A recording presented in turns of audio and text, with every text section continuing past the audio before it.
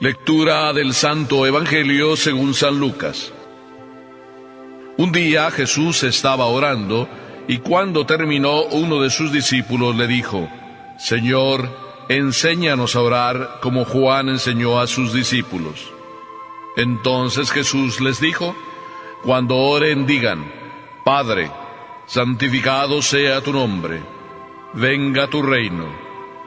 Danos hoy nuestro pan de cada día, y perdona nuestras ofensas, puesto que también nosotros perdonamos a todo aquel que nos ofende, y no nos dejes caer en tentación. Palabra del Señor.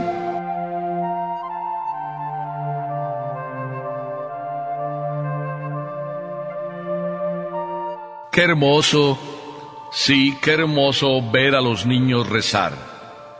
A veces los papás presumen cómo sus hijos rezan. Recuerdo que una mamá me dijo con su hijo que traía en brazos, era un niño pequeño, por tanto me sorprendió aún más lo que me dijo: hijo, sí, ayúdale al padre a rezar. Y entonces el niño, acercándose la madre con él, pero el niño estiró la mano y me hizo sobre mi frente la señal de la cruz, y luego después también la señal de la cruz sobre mis labios, y después la señal de la cruz sobre mi pecho. Y yo le dije: oye, qué bien sabes rezar, seguro que esto te lo enseñó tu mami. Y él, con la cabeza moviéndola, me hizo la señal de que sí. ¿Cuántos de nosotros verdaderamente quisiéramos aprender a rezar? Yo escucho muchas veces a personas que me dicen: Padre, nos encanta que usted rece porque usted nos va enseñando a rezar. ¿Cuánta sed y ansia de rezar hay? Esa sed y esa ansia de rezar la tenían los discípulos. Tanto que en el Evangelio de hoy, uno de ellos se acercó a Jesús después de verle rezar. Yo creo que no era la primera vez. Jesús acostumbraba a rezar, como nos dice el Evangelio, y las noches, muchas noches las pasaba rezando. Y los discípulos ya sabían a dónde acostumbraba él ir para rezar. Aquel monte de los olivos, en su soledad, en su tranquilidad, en su cielo abierto y despejado, aquel monte de los olivos, muchas horas, muchas rodillas, muchas lágrimas de Jesús vio. Ese huerto de los olivos también lo visitaron los discípulos y también acompañaron a Jesús. ¿Quién sería el discípulo atrevido que le dijo a Jesús: enséñanos a orar? Seguramente, como dice el mismo texto, uno de los discípulos le dice: enséñanos a orar como Juan enseñó a sus discípulos. Probablemente sería Andrés, probablemente sería Juan. Estos eran discípulos, recordemos, estos eran discípulos de Juan. Y de ser discípulos de Juan pasaron a ser discípulos de Jesús. A lo mejor ellos, ¿qué importa? ¿Qué importa quién de los discípulos hizo la pregunta? La verdad es que podría ser tú, también podría ser yo, podríamos ser cualquiera de nosotros, porque muchas veces es la palabra que tenemos en la boca: Maestro, Jesús, enséñanos a orar, enséñanos a orar. Jesús es consciente de que la oración es bien importante. No solo es consciente de que la oración es importante, sino que la hace vida. Puesto que es la oración importante, precisamente por eso vive de la oración. ¿Para ti es importante la oración? ¿O más importante es comer un plato de lentejas, un plato de frijoles, ir a trabajar, ir a ver una película, ir a un baile, ir a divertirte con los amigos, ir a tomar unas copas? ¿Qué es lo más importante? Por ejemplo, hoy, al levantarte, ¿rezaste? No hace falta que levante la mano. No, es que no estoy diciendo que levante la mano. Para que no quede en evidencia a aquellos que no han rezado esta mañana. Pero la pregunta es importante: ¿rezaste esta mañana? Es decir, ¿te acordaste de que amaneciste y que el amanecer cada día es un regalo de Dios? Al ver el sol que pasaba y entraba en tu ventana, ¿agradeces a Dios que calienta tu vida con el sol de cada día? ¿Agradeces los hijos? ¿Agradeces la esposa?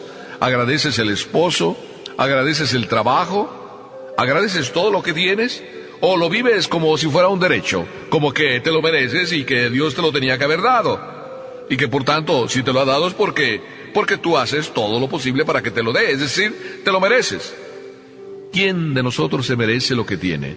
Si acaso te mereces tú o me merezco yo, es solo un castigo, y no precisamente por las cosas buenas, sino por lo que tú dejas de hacer o haces mal, por lo que yo hago o dejo de hacer mal.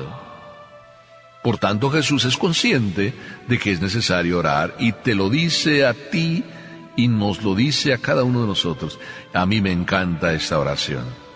Permíteme que casi no diga muchas palabras. Permíteme que solo la comente contigo. Permíteme que te enseñe a orar, mejor dicho, permite tú y permíteme a mí que aprendamos los dos a rezar del ejemplo de Jesús. Y Jesús dice, Padre. A mí me encanta que Jesús empiece con esa palabra Padre, que además me atrevo a decir que no es Padre. No es la palabra Padre, sino la palabra Papá. Abba, Padre, Abba. Es decir, papá, una relación filial. Ya tenemos la primera característica de la oración de Jesús, una oración íntima de hijo con su papá, hablando de las cosas que el hijo siente, de las cosas que el hijo vive y sintiendo las cosas que vive papá. Así es nuestra relación con Dios, quizá no. Quizá cuando vamos con Dios le contamos cosas así como frases hechas y no somos capaces a lo mejor de decirle mis propias palabras, hablarle así de tú a tú. Papi, papi, ayúdame. Los niños son muy buenos para hacer ese tipo de oraciones, porque los niños son tan espontáneos que no se fabrican las oraciones les nacen, les salen del alma, las oraciones a cada uno de los niños. En eso tenemos que aprender a ser niños, es decir, a tener una relación filial de hijo con su padre. Padre, santificado sea tu nombre. Es decir, ¿por qué no tiene que ser santificado el nombre de Dios? Claro que sí. Y tiene que ser santificado, ¿por qué? Porque es mi papi. Y yo quiero para mi papi lo mejor. Yo quiero que su nombre, quiero que él sea famoso, quiero que él sea conocido, quiero que él sea amado. ¿Por qué no lo haces tú? Tú y yo tenemos ese compromiso. Si tenemos un Padre tan bueno, ¿por qué no decir que lo tenemos? ¿Por qué no decir que nos ama? ¿Por qué no decir al mundo que Dios ama al mundo, que Dios lo quiere, que Dios te quiere a ti, que Dios te ama a ti, aunque tú a veces digas que Dios a ti no te quiere, que a ti no te ama? ¿Cuántas veces tengo que decirles yo a muchas personas que vienen y me dicen, Dios no me quiere? Y tengo que decirles así, Señor, señora, ¿se ha dado cuenta lo que dijo? Dios no me quiere. ¿Usted se da cuenta que esa frase no tiene sentido? Dios no me quiere. Es como si dijéramos que mi mami no me quiere. No tiene sentido. Si mi mami no me hubiera querido, no me hubiera traído al mundo. Si Dios no me quiere, no me tendría en el mundo, ni siquiera me mantendría en el mundo, porque cada uno de los minutos es una creación continua. Dios me mantiene en vida porque Él quiere, porque Él me ama.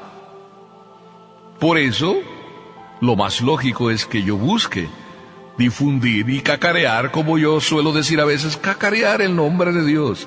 Decir qué es el amor de Dios. Decir que no hay más grande amor que el amor de Dios. Que ni siquiera la vida, ni siquiera la enfermedad, ni siquiera nada en esta vida se compara, ni el sol, ni los montes, ni la naturaleza, por muy buenos que sean, ni siquiera tu misma vida se compara con el amor de Dios. Santificado sea tu nombre. Venga a tu reino.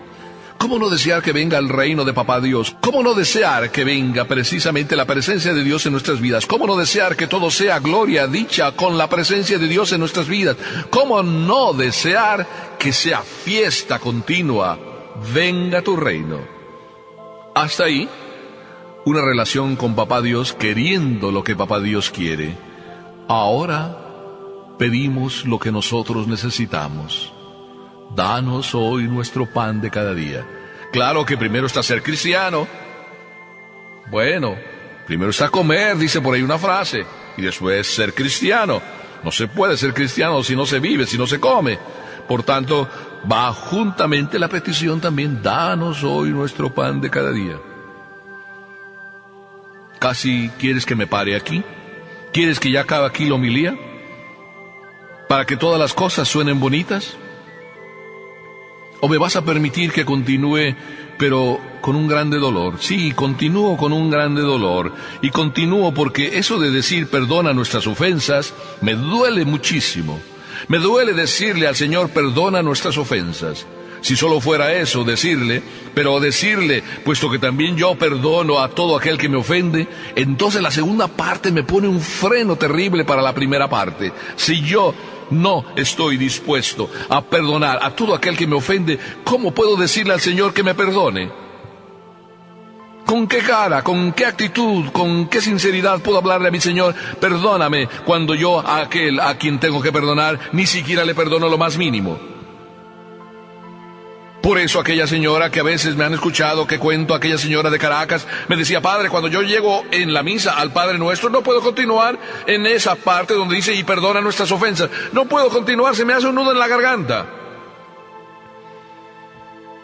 Qué hermoso que hoy tú y yo, para quienes nos cuesta perdonar a los demás, mejor digamos la otra parte: no nos dejes caer, Señor, en la tentación, sobre todo en esta tentación, la de no aprender a perdonar. Déjame, Señor, puedo decirte terminando, puedo decirte, Señor, en boca mía y por boca de todos: déjame, Señor, que aprenda eso, a no caer en esta tentación, sobre todo la de llenarme del cáncer, del odio, del rencor, del resentimiento y de la falta de perdón, para que entonces cuando yo pueda encontrarme contigo a la hora de mi muerte, el abrazo que me des sea un abrazo no solo recibido de ti sinceramente, sino también compartido de parte mía sinceramente, porque perdoné. ¿Y por qué perdono? Que así pueda ser, para que entonces mi oración sea tan sincera como la de un niño que dice: sí, mi mami me enseñó a rezar. Y entonces lo que reces te salga del corazón. Y el perdón sea también algo profundo en tu corazón. Amén.